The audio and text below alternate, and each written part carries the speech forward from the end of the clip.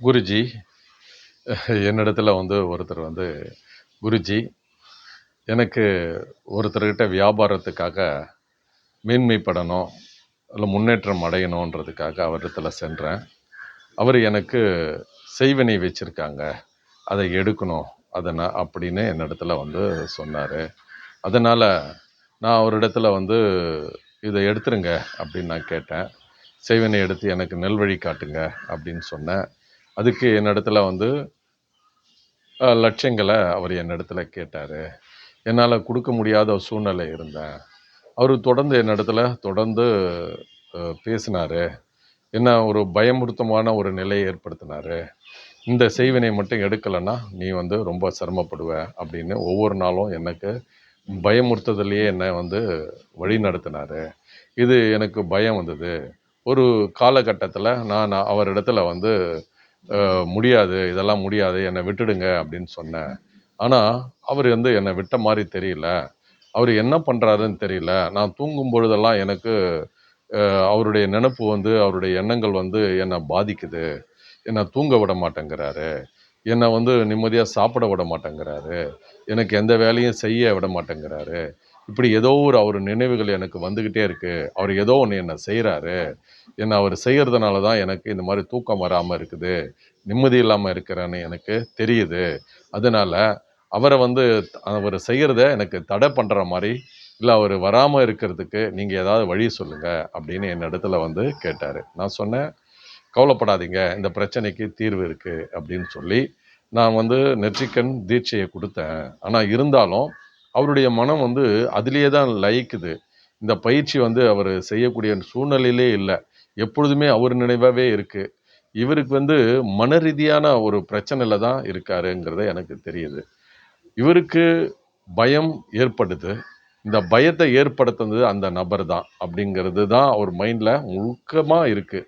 இப்படிப்பட்ட நிலையில் இவர் இதிலிருந்து எப்படி வெளியே வர முடியும்? இவர் பல மாத கணக்காக அவர் பயந்து ஒரு தூக்கம் இல்லாமல், நிம்மதி இல்லாமல், எப்பொழுதுமே பதட்டமாகவும் பரபரப்பாகவுமே இருக்கார். இவர் மருத்துவத்தை அழைச்சிக்கிட்டு போய் பார்க்கும்பொழுது கூட பார்த்தீங்கன்னா, அவருக்கு சொல்லப்பட்ட ஒரு விஷயம் என்னென்னா, உனக்கு உடலில் எந்த விதமான பாதிப்பும் இல்லை அப்படிங்கிறத தெளிவாக சொல்லிட்டாங்க. ஆனால் இருந்தாலும் அவர் நிம்மதியாக தூங்கலை. அப்போ இவர் மனப்பதட்டம், மனப்பிரச்சனைகளில் இருக்கார். இவர் தியானத்தை சொல்லி கொடுத்தாலும் அதை கேட்க மாட்டேங்கிறாரு. இவர் அதை எடுத்துக்கிறதுக்கு அவருக்கு ஒரு தைரியம் இல்லை. இப்படிப்பட்டவரை நம்ம என்ன செய்யணும் அப்படிங்கிறது நம்ம பார்க்குறோம். முதல்ல அவருக்கு தைரியம் வேணும். முதல்ல அந்த மனிதரால் இவருக்கு எந்த விதமான பிரச்சனையும் இல்லைங்கிறதை இவர் உணர்ந்துக்கணும். அவரும் மனிதர், இவரும் தான் மனிதர் தான். இப்போ இவங்க 2 பேருமே சமம். ஆனால் அவருக்கு மட்டும் நான் தெய்வத்தை விட உயர்ந்தவரா அப்படின்னா கிடையாது. அவர் இவரை பயமுறுத்தியிருக்காரு, இவர் பயந்துட்டார். இந்த 2 விஷயம்தான். இந்த 2 விஷயங்களை நாம் சரி செய்தால் இவர் பிரச்சனை தீர்ந்துடும். இதற்கு அவரை பயமுறுத்துகிற அளவுக்கு இவர் தயாராக இருக்கணும். இவர் துணிச்சலாக இருக்கணும். அவருடைய துணிவு போகணும். அவருடைய துணிவு விட இவருடைய துணிவு அதிகரிக்கணும். இதுதான் முக்கியமானது.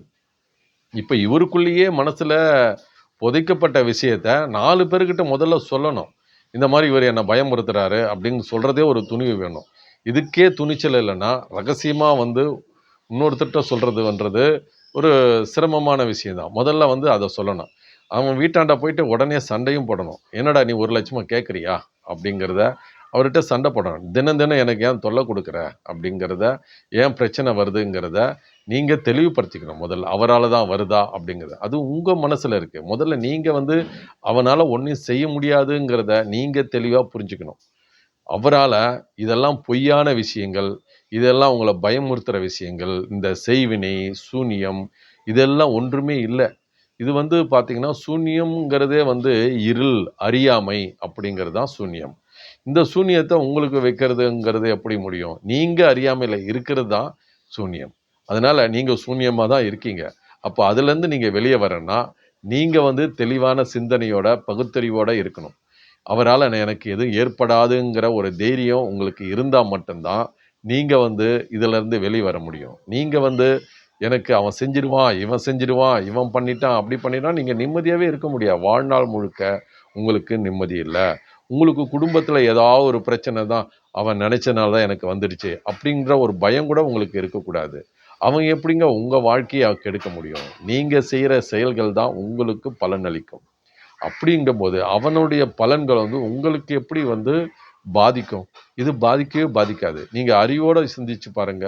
இந்த உணர்வோட சிந்திச்சு பாருங்க. இதுக்கெல்லாம் வந்து தீர்வு நீங்க படிப்படியா நீங்க இந்த தியானங்கள ஒரே நாள்ல இது சரியாயிடாது. இதுக்கு முதல்ல தைரியம் வரணும், துணிச்சல் வரணும். ஒருவரை முழுமையா நம்பி ஒரு குருவிடத்துல போய் ஒரு குருவிடத்துல சென்று அவரிடத்துல போயிட்டு ஒரு முறையான தியானங்களை கற்றுக்கொண்டு எல்லாவற்றையும் அந்த குருவிடத்துல வந்து சமர்ப்பணம் செஞ்சிருங்க. என்ன நீங்க காப்பாத்துங்க, என்ன நீங்க வந்து முழுமையா ஏற்றுக்கொள்ளுங்க, இப்படிப்பட்ட தீவினையிலிருந்து என்னை காப்பாற்றுங்க, உங்களிடத்துல நான் சரணாகதி அடையிறேன் அப்படிங்கிற ஒரு மன நிறைவோட இருந்து நீங்க சொல்லணும். இல்ல உங்களுக்கு பிடிச்ச ஒரு கடவுளை முழுமையா சரணடைஞ்சிருங்க. எனக்கு எதுவுமே தெரியாது, நீங்க என்ன வந்து முழுமையா ஏற்றுக்கொள்ளுங்கள் அப்படிங்கிறத ஒரு கடவுளிடத்துல வேண்டுங்க. கடவுளை விட அவன் பெரியவன் கிடையாது. அதனால நீங்க உங்களுக்குள்ள ஒரு துணிவை நீங்க ஏற்படுத்திக்கினால் மட்டும்தான் இதுல இருந்து நீங்க வெளியே வர முடியும் அப்படிங்கிறத நான் உங்களிடத்துல சொல்லிக்கிறேன். அதனால முறையான தியானமும் முறையான ஒரு குருவையும் நீங்க சந்தியுங்க. உங்களுக்குள்ள பிரச்சனைகளை வந்து சரி செய்து கொள்ளலாம் என்பதை நான் உங்களிடத்துல அன்போடு கேட்டுக்கொள்கின்றேன். சந்தோஷம், சந்தோஷம், சந்தோஷம்.